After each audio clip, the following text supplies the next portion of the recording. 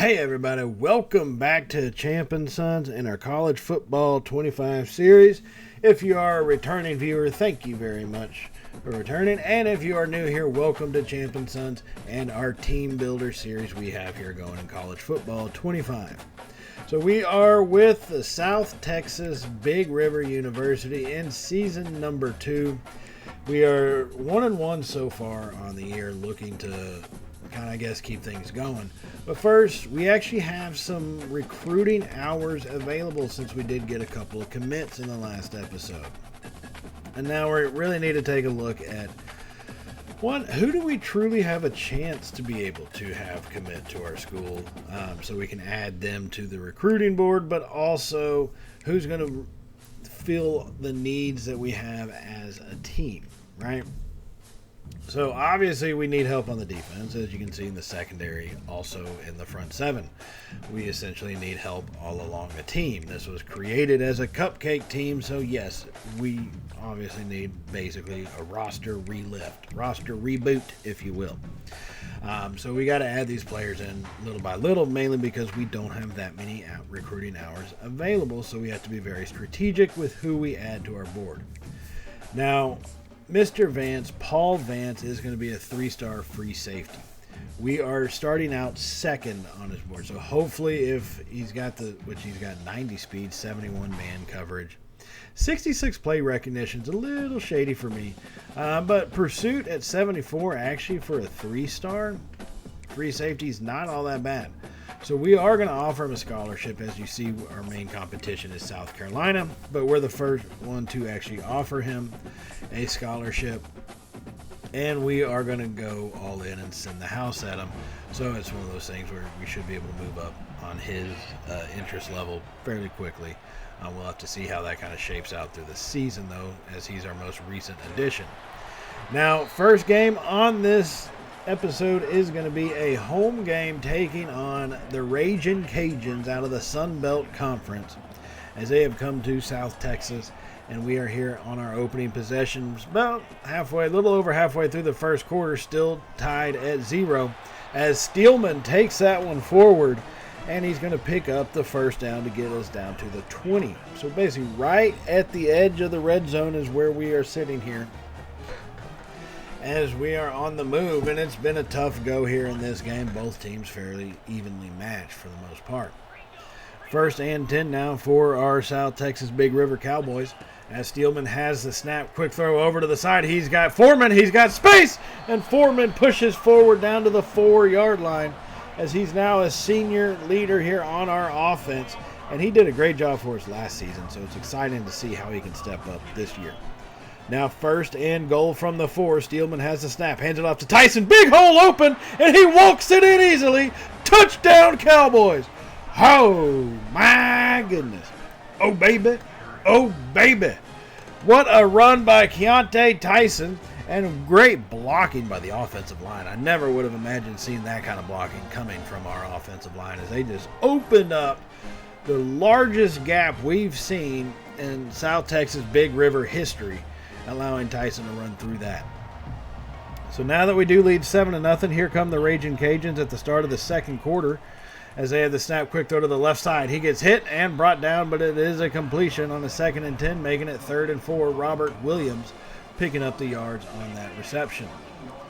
So 3rd and 4 here into the second quarter. The ball is at about the 14.5-yard line. They have the snap. Play action, quick throw to the right side. It's going to be intercepted by Pace. He gets hit and brought down quickly, but he's able to maintain his responsibility and leap up to make that interception. And it looks like the pressure may have started to get to their quarterback a little bit. We have been adding pressure. We're not getting sacks, don't get me wrong, but we are getting pressure on him. And he kind of threw that one a little quicker, I think, earlier than what he really wanted to throw it. And Terrell Pace just steps right up into that one and saw it coming the whole way on that back receiver, and he makes the interception. So now that really didn't turn into much, but after we trade off a couple of punts, we're back at it inside scoring position, throwing that one up, and it's going to be incomplete, but there is a flag. Looking for our tight end McLawler in the end zone, and they are going to give us a pass interference on the defense. So we're going to go down with a 1st and 10, or 1st and goal actually, from the 4-yard line, after that 15-yard penalty. So that's going to put us 4 yards away in the shotgun position. 4 receivers set. McGowan alone on the left. Steelman, quick throw to the right side. He hits Peaks, but he dropped it. Oh, he had it in his hand. C.J. Peaks, who's been a pretty good player here for us to start the season, has really stepped up, but unable to hold on to that one. So 2nd and goal from the 4. Our freshman quarterback Steelman making changes at the line, has the snap, hands it off to Tyson, and it's going to be touchdown number 2 as he gets that one across physically, and that's going to extend our lead to 2 scores here in this game. Oh, my goodness. Oh, baby. Oh, baby. As we jump out, we didn't jump out. There's still 3 minutes to go in the second quarter. But it gives us a 14-0 lead. And this is kind of success we're not used to seeing.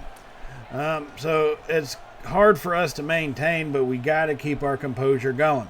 As we move ahead here into the third quarter, still 14-0. The Ragin' Cajuns with possession. Hit. The quarterback escapes, but not for long as we bring him down for the 2nd sack of the game for this defense.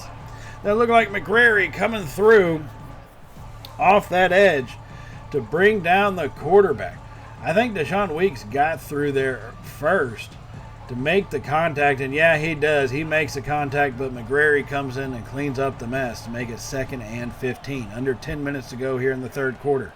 They had the snap, quick throw over the middle. He bounces off one tackler, but unable to maintain his balance, and he does drop after a short little gain, making it 3rd and 8 at their own 41-yard line. Ragin' Cajuns struggling on offense today. From the shotgun, has the snap. Throw it down to the left side. He's got a man wide open, and Pace undercuts it and jumps up to get his 2nd interception. He's returning it back the other way. Interception number 2 on the afternoon. And he did short it. He had his receiver wide open, but he short-armed the throw, and Pace high points the ball to go up and snag that one. And that's going to be his 2nd interception by our senior defensive back here. And the 2nd home game of the season, looking to try to make a statement. Now we would be unable to score in that one and had to punt the ball away. So here comes the Ragin' Cajuns again from a couple yards away. On the toss play to the left side, hit and brought down into the end zone. That looked like Bubba Van Claiborne. Actually, I could have been Chase Freeman. I'll have to double check him on that one. But it looks like Bubba Van Claiborne. It hits him and brings him down into the end zone. So they will get a touchdown and cut our lead in half. As you can see, our offense has had a couple moments, but no consecutive, consistent drives that resulted in scores. And now the Ragin' Cajuns have taken advantage and cut our lead in half. So we have to respond. If we're not going to be consistent, we have to be able to respond. Keontae Tyson on a 1st and 10 makes a cut to the left side. He's got space down the sideline at the 40. At the 30, stiff-armed and pushed out of bounds. At the 26-yard line, Keontae Tyson with a big-time run off to the left guard. Made that little cut to the outside, picking up big gains as he just pure speed out to use his pure speed to get around the edge. And he's going to pick up 43 yards on that carry. A good play by the running back and fairly solid blocking by the line to shut off a lot of that edge, especially with McClawler coming through to get to that 2nd level. So now it's 1st and 10 Cowboys as we are here at the 26-yard line. Steelman has the snap, rolls out to his right, drops it off to McClawler, who drops the pass. It was in his hands, but contact was made, and he ended up dropping it. And that's going to put us at 2nd and 10 as we're now behind the chains. Steelman from the shotgun, 3 receivers set. McClawler slot right, has the snap, blitz comes, fires over the middle. He hits our tight end. McClawler once again giving him another chance to make the catch, and this time he does. And he picks up the 1st and 10. The 1st and 10 from the 16. We lead 14-7 here. As the third quarter gets ready to come to a close, Steelman has the snap. In the pocket, fires McGowan coming across the field, hit and brought down. Our transfer, Jaden McGowan, makes his 4th catch of the day. He's got 78 yards receiving this afternoon. As that gives him, after that 9 yards, it makes it 2nd and 1 from the 7. Steelman, as the clock ticks down, has the snap. He's going to take off himself. He's got an opening. Steelman into the end zone. Touchdown, Big River. Oh, my goodness. Oh, baby. Oh, baby. We know he can move. He just doesn't do it all that often. but he took off on that one and battles his way into the end zone. That's going to give us a 2-score lead here once again in this one, as we are going to head into the fourth quarter, as that was the final play of the third quarter, as it's going to be 21-7. Now our defense was able to pull off another stop. They've been playing well, giving our offense a good shot at this one. As we have the snap, Cajuns bring a blitz. He drops that one off to Peaks coming across the field. CJ Peaks has got space. Hit and brought down inside the red zone at the 14-yard line. A big play. CJ Peaks coming all the way across from right to left, making that catch. Steelman now has thrown for over 310 yards on 23 of 38 passing in this one. He has a 1 touchdown on the ground, none through the air so far. 1st and 10, Steelman in the shotgun, 4 receiver set, 3 to the left. Has the snap, fires it over the middle, hits Young coming across the middle there, and that's going to be brought down for just a 2-yard gain. He does make the catch, but he is tackled almost immediately. 2nd and 8 now for our offense. From the 12-yard line, Steelman has the snap. In the pocket, it breaks down, fires over. He hits McGowan, breaking 1 tackle. McGowan pushing forward, and he's brought down at the 1-yard line. His 5th catch of the day, unable to push that one into the end zone, but puts us about 1.5 feet away. So 1st and goal, we try to spread them out. Steelman has the snap. Pressure comes, fires over the middle, hits McGowan, but he dropped it this time. Wanted to give him a shot at getting that touchdown, but he does drop it. And that's going to make it 2nd and goal now as we come out in the shotgun. 2 tight ends on the right side, 2 receivers left. Steelman has the snap. Quick throw over the middle once again, and he dropped it again. He hit McGowan's hands, but so did the defender. That's 2 times in a row he's gone for McGowan, and 2 times in a row it's been dropped. So 3rd and goal, we're going heavy set formation. Steelman with the snap. Play action, quick throw, but not quick enough as he's hit, and that one gets dropped. Well, it doesn't really get dropped. He threw it into the ground, incomplete. 4th and goal from the 1. And, yeah, I'm going to kick the field goal. We've seen what happens when you don't kick a field goal. So we do finally kick it. We're going to put that one up, and that's going to make it 24-7 here at home with just about 8 minutes to go in the fourth quarter. So, in that sense, it's a smarter play to kick it, especially knowing what can happen, how easily 2 scores can be built back up. But I'm glad to see that we were able to kind of get a lead. Now, I said the teams can battle back, and the Ragin' Cajuns have, and we find ourselves with under a minute and a 3-score lead, 24-21, as their running back has started to bounce off defenders like a pinball, making that catch and brought down after a gain of 4. Now the clock is still ticking here, as they are 9 yards away from the end zone. Cajuns have the snap, quick throw to the left side, takes the receiver's legs out from under him. He's hit hard and brought down to the turf. You can see the Cajuns have really kind of picked up. They now have 338 passing yards, but the running game has also stepped up a notch to having well over 120. So 3rd and goal from the 1, 26 seconds remaining as Louisiana did call a timeout and hand that one off, and he takes it into the end zone. And in a matter of mere minutes, the Ragin' Cajuns score 3 touchdowns to take the lead. That's going to leave us with 20 seconds remaining, trailing 28-24, as we loft that one up, and that's almost intercepted, looking for McGowan. Thank God it didn't get intercepted, leaving us 15 seconds left. Steelman trying to make a miracle in the shotgun, has a snap. In a clean pocket, fires it deep down the middle. He's got Peaks! Peaks makes the catch! No one's going to get him! 10-5, touchdown, Big River! Oh, my goodness. Oh, baby. Oh, baby. With seconds remaining, Steelman fires it deep down the middle, and he finds C.J. Peaks, the sophomore receiver who has stepped it up early in this season, comes through once again with a game-saving, game-leading touchdown with merely seconds remaining on the clock, as we would claim victory here thanks to that touchdown. You hate it when your team falls asleep, and boy did we ever. But we woke up at the exact moment when we needed to. C.J. Peaks will get player of the game after that touchdown, as he had 8 catches for 226 yards and the game-sealing touchdown right there. Now, our defense started to become real lackadaisical in this fourth quarter. I don't know what happened. They just really figured out the kind of defense we were running and started hammering us, and they were able to take the lead. So that is kind of nerve-wracking to see us lose a lead like that. But I'm glad we fought till the bitter end and came back for the win.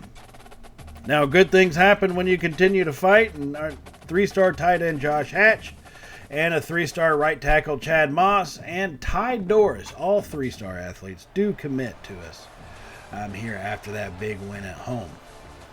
So how are we going to finish off our non-conference play? We're going to go on the road across the country once again. Since it worked out so well against Washington, figure might as well do it once more. We went West Coast week 1. Now we're going to go East Coast week 4. As we are in Boston to take on the Boston College Eagles. As they are 2-1 on the season, but so are we, looking for an upset over a Power 5 team. Now Boston College starts out with an early field goal. Well, we bounce back with 10 unanswered points. And now we are in the right at the end of the second quarter. Under 2 minutes to go, Boston College trying to drive and get this one even back up. We do have a 7-point lead as it's 10-3.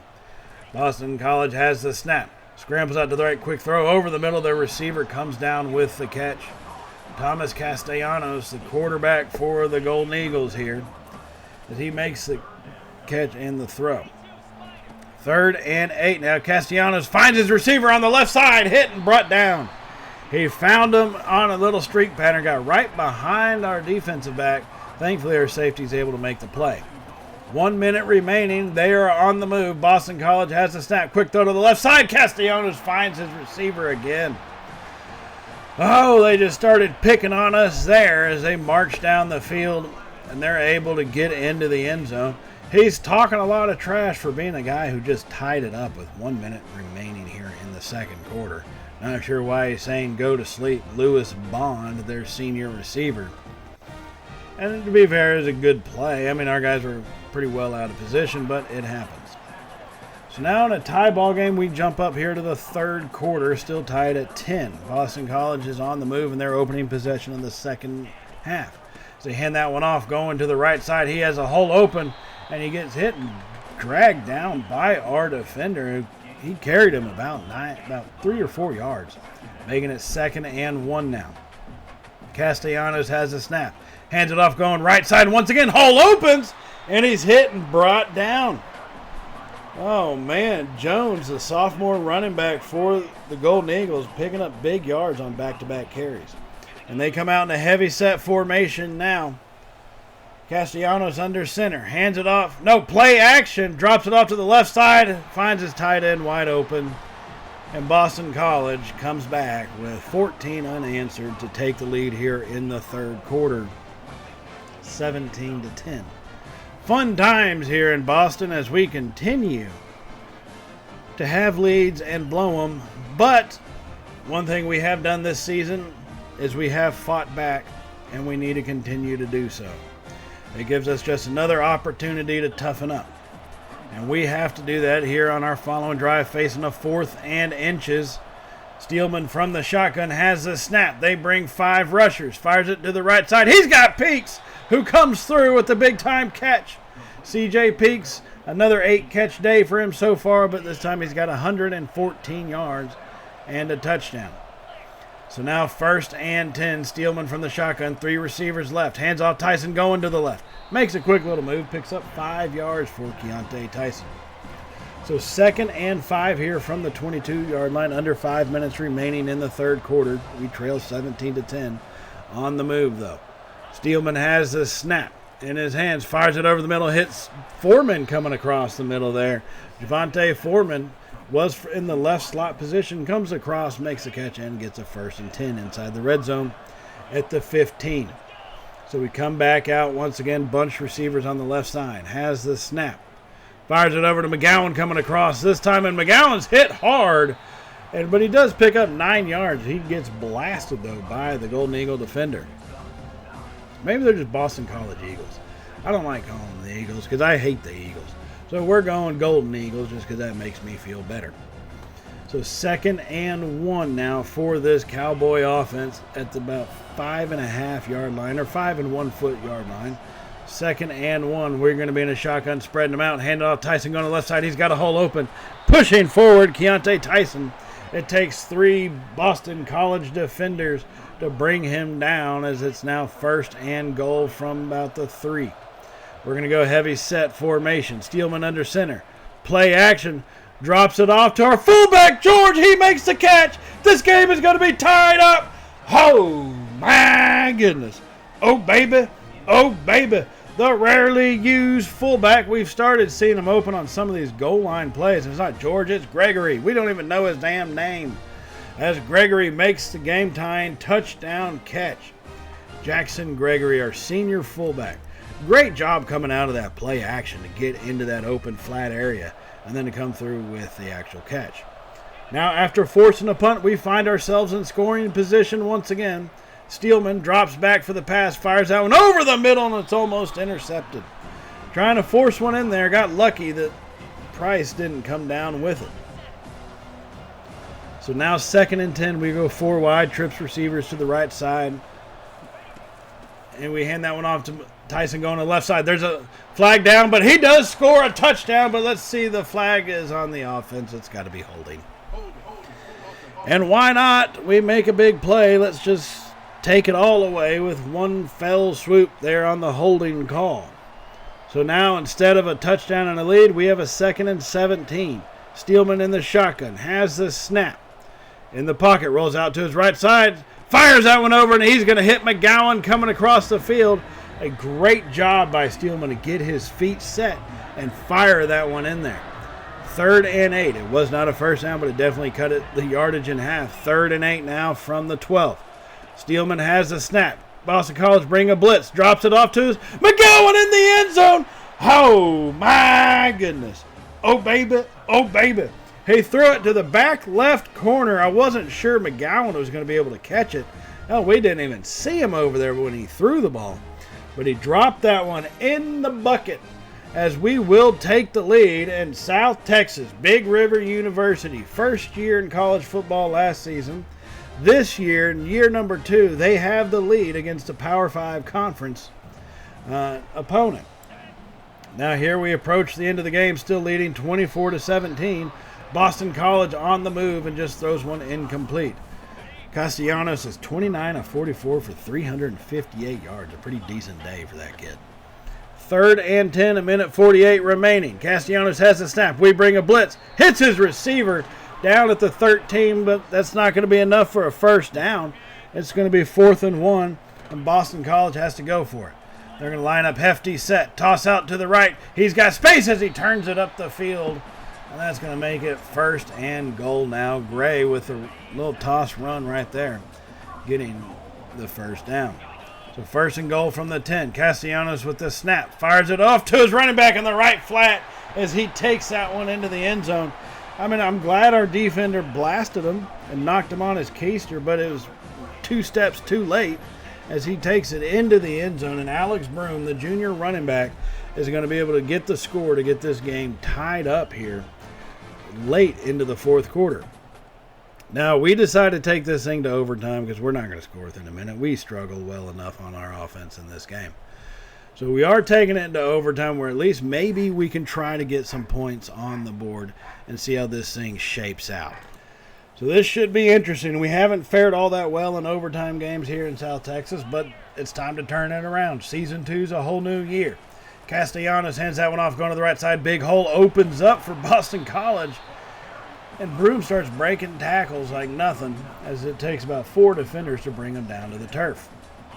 2nd and 1. Castellanos and the Eagles in a shotgun formation, 3 wide set. Has the snap. We bring a blitz. Quick throw to the left side. Hits his receiver. Gets past the initial tackler. And they're going to take that one into the end zone. Just a complete and total whiff by our defender. And that allows them to take that one in, and they get the initial score of overtime. So we did a good job by going on defense first, but that really only makes sense if you stop them.